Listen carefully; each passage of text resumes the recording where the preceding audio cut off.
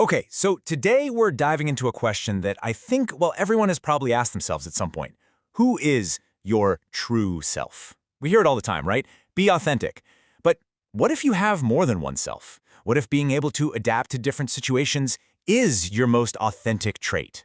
Let's get into what I'm calling the chameleon's dilemma. So just think about it for a second. Are you a social chameleon? I mean, is the way you chat with your boss the exact same way you talk to your best friends on a Saturday night? Probably not. Is the person you are at a formal family dinner the same one who's trash-talking during a game of pickup basketball? If you find yourself tweaking your behavior, your language, even your sense of humor to fit the room, well, you're not alone.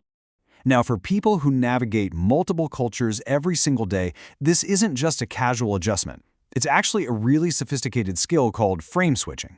It's this process of shifting your entire mindset and behavior to match the cultural vibe of whatever situation you're in. It's a powerful way to connect and, feel like you belong in these different worlds. So what does this actually look like? Well, here's a great example. You have a second-generation Chinese Canadian. At a traditional tea ceremony, they might be very formal, very reserved, following those specific cultural expectations. But then you see that exact same person at a Canada Day parade, and they're loud, they're outgoing, totally gregarious.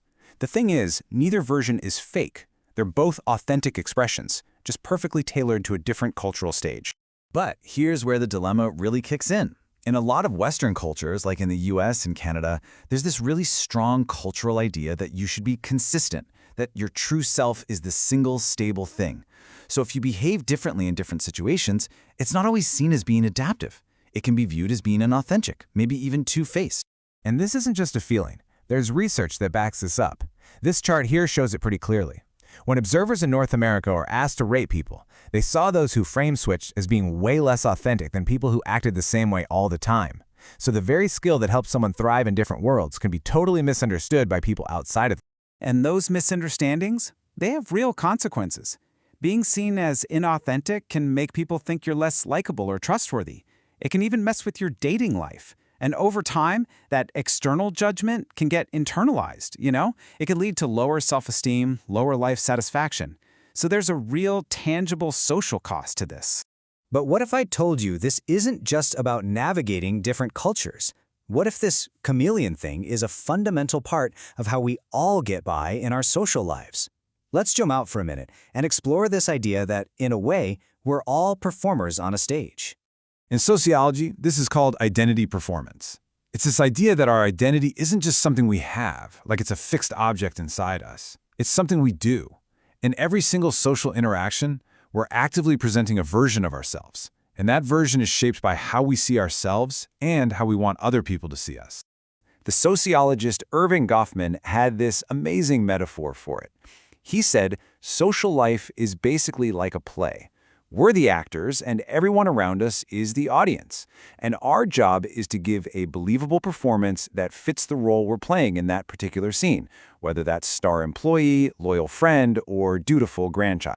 Goffman called this whole process impression management, and it really breaks down into 3 simple steps. First, we perform, using our clothes, our words, our actions. Second, we read the room. We interpret how the audience is reacting. And third, we adjust our next performance based on that feedback. It's this constant loop that we're all doing, all the time, usually without even thinking about it. Okay, so if we're all actors, what about the stage? Well, it turns out the setting, the situation, has a massive amount of power over our performance. In a lot of ways, it actually sets the rules of the game. This idea is called situational strength. It's basically how much a situation gives you clear clues about how you're supposed to act. Some situations have really, really strong cues that basically pressure everyone to behave in a similar way, no matter what their personality is like. So, for instance, a strong situation is super structured. Think about a funeral or a high-stakes job interview. The rules for how to behave are crystal clear, right? So our individual personalities kind of fade into the background. A weak situation, like just hanging out in a park with friends, is the total opposite. It's loose, it's ambiguous, and that's what allows our unique personalities to really come out and play. Here's the absolute perfect everyday example. A red traffic light. It's a super strong situation. It doesn't matter if you're a daredevil or the most cautious person on earth, the signal is clear and pretty much everyone stops. Your personality gets suppressed. But a yellow light? That's a weak situation. The cues are ambiguous. And that's where your personality shines through. The daring person floors it, and the cautious one slams on the brakes. So we've covered the performance and we've covered the situation. But there's one more layer to all this: the physical space itself. The architecture of a room, the lighting, the way the furniture is arranged, it all subtly guides how we feel and act. This is the whole field of environmental psychology. It looks at how the spaces we live in actually influence our behavior and our mood. And you've totally felt this before, right? A brightly lit, open-plan office encourages a completely different kind of interaction than a cozy, dimly lit cafe with little private booths. The design of a space sends these powerful subconscious messages.